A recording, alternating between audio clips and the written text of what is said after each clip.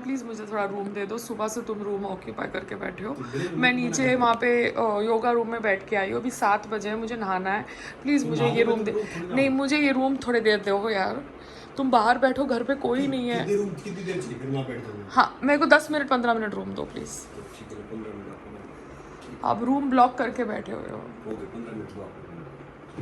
तो हेयर के ऊपर पीआरपी है, ये पहली बार करवाया, क्योंकि मैं तो फेस पे पीआरपी करवाती थी, क्योंकि मैं फेस का वैम्पायर फेशियल लेती थी। बट हेयर के ऊपर मैंने कभी कराया नहीं, बिकॉज मेरे बाल वैसे ही इतने घने हैं। बट मुझे लगा कि समझ लेती हूँ, क्योंकि मेंटेनेंस करने में कोई बुरी बात है नहीं, क्योंकि हेयर स्पा करने से हेयर पीआरपी कर लिया, क्या बड़ी बात है।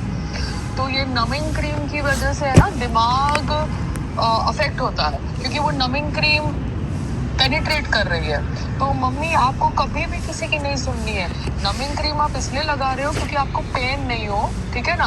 अब लोग तो कह रहे थे कि भैया नमिंग क्रीम लगाए बिना हेयर पीआरपी कर लो, मगर अभी आप ओल्ड हो तो भैया आपको उतना पेन लेवल क्यों सहन करना है। मगर कोई लोग जो पेन सहन कर सकते हैं वो नमिंग के बिना करते हैं। बट ठीक है, हम नमिंग लगा रहे हैं, हमने प्रोसीजर किया और सीधा घर पे आके धो दिया, तेल लेने गए, डॉक्टर का एडवाइस, आके अपना सर धो दिया। बिकॉज हमें अपना भी तो देखना है ना कि हमें क्या सूट कर रहा है, और हम अपना रेगुलरली करते हैं, तो हमें ज़रूरत नहीं है ना कि एक ही ट्रीटमेंट में इतना सब कुछ हमारे हेयर के फॉलिकल के अंदर घुस जाए कि भैया हमको फिर 6 महीने तक जाने की ज़रूरत नहीं पड़े। हम तो मंथली कर सकते हैं, कोई बड़ी बात है नहीं, ज़्यादा महंगा भी नहीं है, समझे आप। अभी मैं बैठ के योगा यहाँ पे गार्डन पे करती हूँ, ठीक है। अभी गार्डन के आजू बाजू बिल्डिंग है, अब बिल्डिंग के खिड़की में से कौन सा आदमी कहाँ कैमरा डाल के देख रहा है मुझे क्या पता, बट मैं कर रही हूँ ना गार्डन में।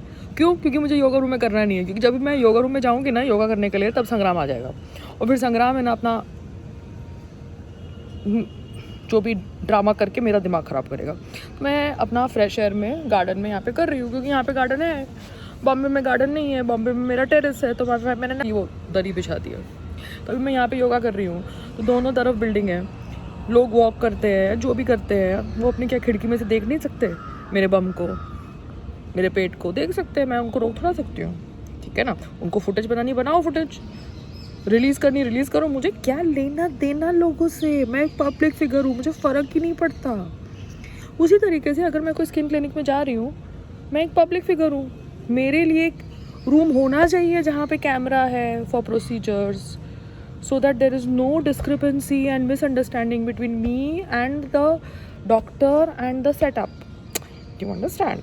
क्योंकि मेरी चॉइस ना, मुझे बम दिखाना है कि नहीं दिखाना। सो ये जो स्किन डॉक्टर्स होते हैं ना, ये लोग जानबूझ के अपने क्लिनिक्स में अपने रूम्स के अंदर कैमरा नहीं डालते प्राइवेसी की आड़ में, सो दैट वो 2 ml बोले पेपर के ऊपर और डाले 1 ml।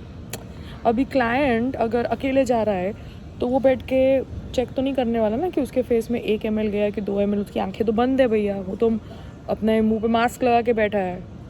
तो ये डॉक्टर्स प्राइवेसी का एंगल इसलिए भी घुसाते हैं सो दैट वो क्वांटिटी में हेर फेर कर सके। आप समझ रहे हो, क्वांटिटी में हेर फेर करना। अब जैसे मैं कल गई वहाँ पे या परसों गई वहाँ पे, मुझे पता था कि 2 वाइल्स ली 4-4 ml की, उसमें मेरा ब्लड निकाला और डाला, ठीक है। तो अगर बॉम्बे में कोई इंसान 8 ml की वाइल रखता है तो वो 1 वाइल लगाएगा। यहाँ पे इनके पास 2 वाइल थी 4-4 ml की, जो मैंने देखी।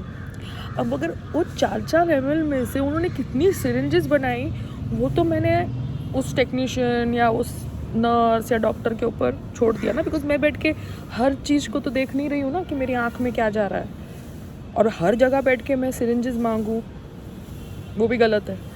सामने वाले को खुद दे देना चाहिए, भैया तुम इतने बड़े सो कॉल्ड स्किन डॉक्टर हो, स्किन क्लिनिक हो, तो अपने आप अपनी यूज्ड सिरिंजेस दे दो क्लाइंट को, so that client can take it back.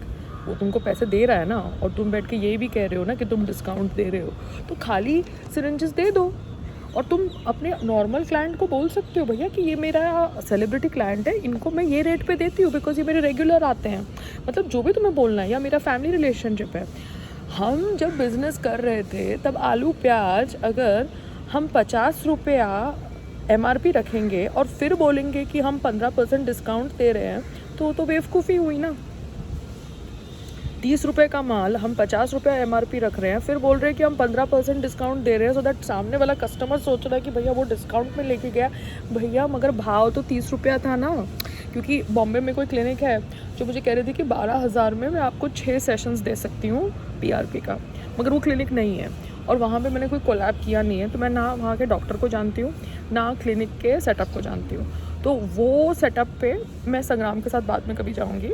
अगर कोलैब होता है तो ठीक है, एटलीस्ट पता चलता है ना कि सामने वाला किस तरह से प्रोफेशनल है, यू नो।